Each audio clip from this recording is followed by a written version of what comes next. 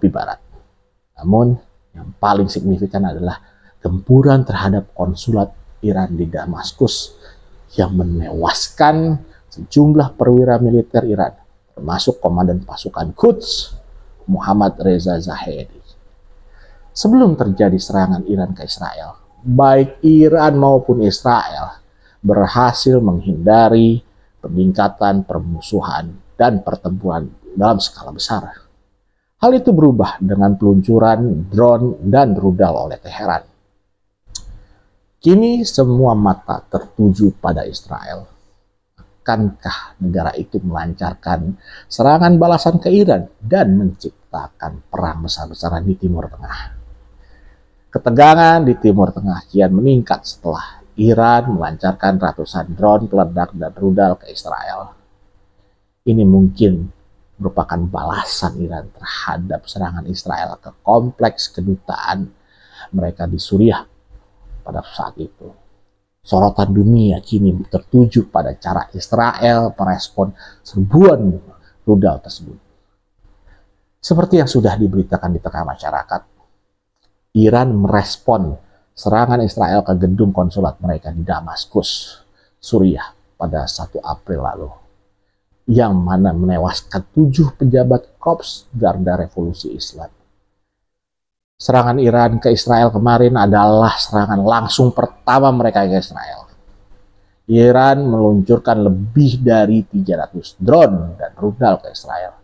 Dua negara ini sudah terlibat peperangan bayangan selama bertahun-tahun. Militer Israel membuat klaim telah menembak jatuh 99% misil dan drone yang dilepaskan oleh Iran. Akan tetapi, bagaimana Israel akan menjawab serangan Iran? Negara-negara di wilayah Timur Tengah dan berbagai tempat lainnya, termasuk yang membenci rezim Iran, sudah mendesak Israel agar bisa menahan diri. Muncul kekhawatiran yang akan terjadi adanya eskalasi tensi yang besar di Timur Tengah. Posisi Iran kira-kira gini, masalah kami anggap selesai, jangan serang balik kami. Kalau Anda menyerang, kami akan melancarkan serangan yang jauh lebih besar dan Anda tidak akan bisa menangkisnya. Gitu katanya. Namun, Israel sudah bersumpah akan memberikan respon signifikan.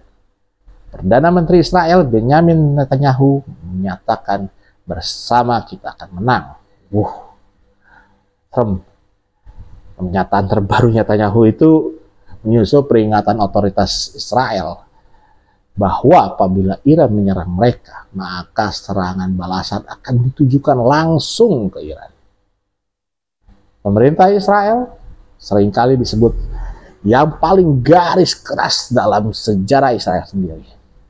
Israel pernah membalas serbuan Hamas pada 7 Oktober 2023 ke wilayah selatan mereka dalam hitungan jam dan terus menghajar Gaza dalam periode 6 bulan berikutnya.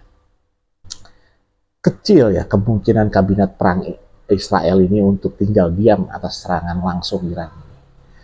Walaupun dampaknya di lapangan sudah terukur dan terbatas. Jadi, apa saja opsi Israel?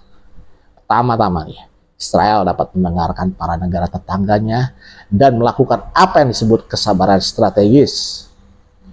Alih-alih membalas Iran dengan hal yang setimpal, Israel dapat melanjutkan serangan ke sekutu bayangan Iran di wilayah seperti Hizbullah di Lebanon atau gudang-gudang perlengkapan militer di Suriah seperti yang mereka sudah lakukan bertahun-tahun belakangan.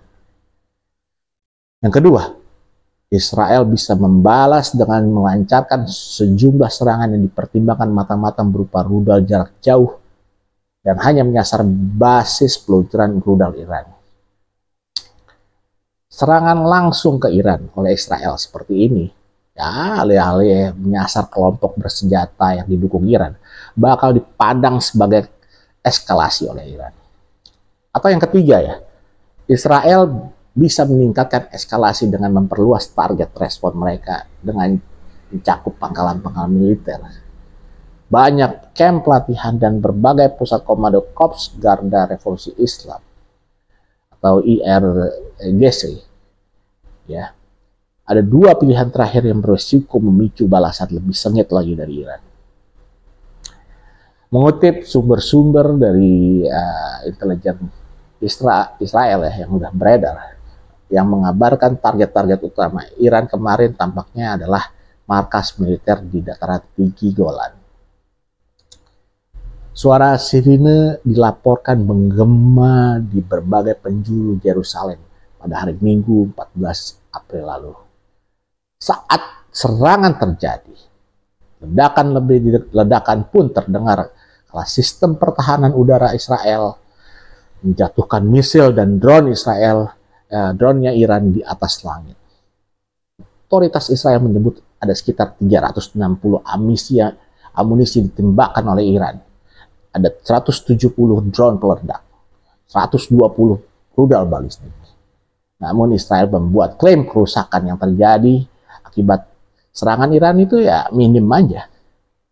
Dan ada juru bicara IDF pasukan pertahanan Israel ya, Daniel Hagari, mengatakan beberapa misil Iran menghajar wilayah Israel dan menimbulkan kerusakan kecil doang di satu pangkalan militer, tapi nggak ada makan korban.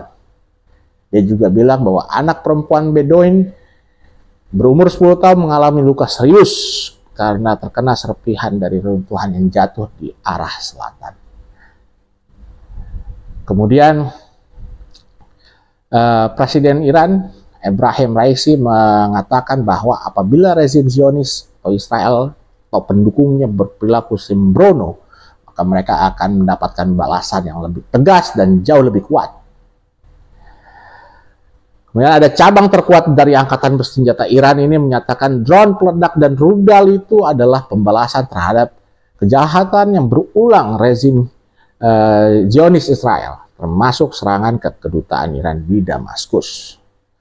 Usai ratusan drone peledak dan rudal itu dilepaskan, ada utusan Iran ke PBB bilang persoalan sudah dianggap beres. Adapun ada Majen Muhammad Bahri dari Iran itu menyatakan bahwa mereka sudah memperingati Amerika Serikat via Swiss pada saat itu. Isi peringatannya gini: jika Amerika mendukung pembalasan, maka basis-basis Amerika Serikat di Timur Tengah akan menjadi target Iran selanjutnya. Di sisi lain, ada Menlu Iran Hossein Amir Abdullahian seperti mengaku bahwa pada Amerika serangan terhadap Israel akan terbatas dan sekedar untuk membela diri. Pertanyaan yang menjadi kunci di sini adalah, apakah Amerika Serikat akan terseret dan mengakibatkan perang terbuka antara Iran dan pasukan Amerika di wilayahnya? Amerika mempunyai fasilitas militer di seluruh 6 negara Teluk Arab, termasuk di Suriah, Irak, dan Jordania. Semua titik ini bisa menjadi sasaran Iran yang meski dihadang sanksi internasional selama bertahun-tahun, tapi mampu membangun persediaan besar rudal balistik dan rudal-rudal lainnya. Iran pun bisa melakukan ancaman yang telah lama diumbar. Apabila diserang, ya, kemudian berupaya menutupi Selat Hormuz yang vital dan strategis menggunakan ranjau, drone, kapal serang cepat, kemudian dan begini Iran dapat menghambat hampir seperempat pasokan minyak dunia.